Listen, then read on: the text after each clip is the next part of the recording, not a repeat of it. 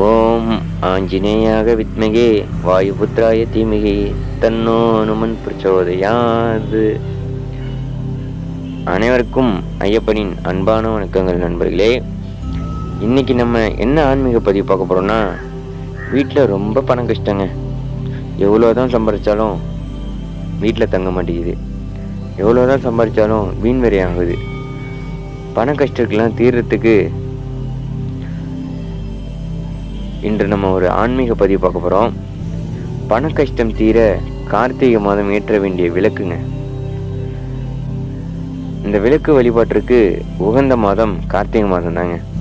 பண கஷ்டம் தீர்வதற்கு வேண்டுதல் வைக்க வேண்டிய மாதம் கார்த்திகை மாதம் தாங்க. ஈசனுக்கு உகந்த மாதமும் கார்த்திகை மாதம். முருகனுக்கு முருக பக்தர்கள் மானி அடைந்து கொள்ள வேண்டிய மாதம் கார்த்திகை மாதம். கார்த்திகை தீபம் அண்ணாமலையாருக்கு ஜோதி ஏற்றக்கூடிய மாதம் கார்த்திகை மாதம். கார்த்திகை மாதம் ஐயப்பனுக்கு மாலை போடக்கூடிய மாதம் கார்த்திகை மாதம். இப்படி இந்த கார்த்திகை மாதத்தின் சிறப்புகளை அடுக்கி கொண்டே போகலாம். நல்ல மழையை கொடுக்கக்கூடிய காலம் கார்த்திகை மாதம். இந்த கார்த்திகை மாதத்தில் பெய்யும் மழை போல நம் வீட்டில் பணமழை பொழிய வேண்டும் என்றால் நிலைவாசலில் என்ன தீபம் ஏற்ற வேண்டும், அந்த தீபத்தில் என்னென்ன பொருட்களை சேர்க்க வேண்டும், இந்த ஆன்மீக பதிவு தாங்க நம்ம பார்க்க போகிறோம். நம்ம சேனலை நீங்கள் சப்ஸ்கிரைப் பண்ணணும்னா மறக்காமல் சப்ஸ்கிரைப் பண்ணிக்கோங்க. பக்கத்தில் ஒரு பெல் சிம்பிளை கிளிக் பண்ணி ஆல் என்ற நோட்டிஃபிகேஷனை கிளிக் பண்ணிக்கோங்க. சில பேர் வீடுகளில் எல்லாம் மார்கழி மாதத்தில் நிலைவாசலில் தீபம் ஏற்றுவார்கள். ஆனால் கார்த்திகை முதல் நாளிலிருந்து மாலை நேரத்தில் நிலைவாசலில் 2 மகன் அகல் விளக்குகளில் தீபம் ஏற்றி வைப்பது குடும்பத்திற்கு அத்தனை நல்லது. கார்த்திகை மாதம் முடிந்தால் காலை பிரம்ம முகூர்த்த நேரத்தில் ஏற்றலாம். ஆனால் கார்த்திகை மாதத்தில் மாலை 6 மணிக்கு தீபம் ஏறுவது ரொம்ப ரொம்ப நல்லதுங்க. 2 மண்ணகல் விளக்குகள் எடுத்துக்கொள்ளுங்கள்.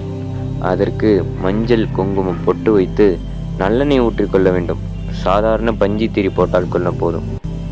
நிலைவாசலில் சின்ன சின்னதாக 2 தட்டை வைத்து அந்த தட்டுக்கு மேலே இந்த மண்ணகலை வைத்து நிலைவாசலில் இருபுறமும் இந்த தீபங்களை அழகாக ஏற்றி வைங்க.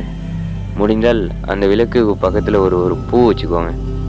இந்த விளக்கை ஏற்றி வைத்து விட்டு எங்கள் வீட்டில் வறுமை என்னும் இருள் நீங்க வேண்டும் என்று பிரார்த்தனை வைக்க வேண்டும். வீட்டில் செல்வமழை பொழிய வேண்டும் என்று கிரகலட்சுமியிடம், குலதெய்வத்திடம், மகாலட்சுமியிடம் வேண்டுதல் வைத்தால் உங்கள் வீட்டிற்குள் அன்றாடம் பணம் வந்த வண்ணம் இருக்கும். இந்த விளக்கில் நாம் போட வேண்டிய அற்புதமான 3 பொருட்கள் இருக்கிறதுங்க. 3மே மகாலட்சுமியை வசியம் செய்யக்கூடிய வாசம் நிறைந்ததுங்க. ஏலக்காய், கிராம்பு, பச்சை கற்பூரம். இந்த 3ஐயும் ஒன்றாக சேர்த்து மிக்சியில் போட்டு கொரகொரப்பாக அரைத்து பொடியாக்கி வச்சுக்கோங்க. ஒரு டப்பாவில் போட்டு காற்று வெளியில் போகாமல் மூடி வைத்து விடுங்க. நிலைவாசியில் விளக்கு ஏற்றுகிறீர்கள் அல்லவா, அந்த எண்ணெயில் 2 அல்லது 3 சிட்டைகள் இந்த பொடியை போட்டு தீபம் ஏற்றி பாருங்க. இந்த வாசம் நல்ல தேவதைகளையும் மகாலட்சுமியும் வசியம் செய்து உங்கள் நிலைவாசலில் நிரந்தரமாக அமர வைக்கும்.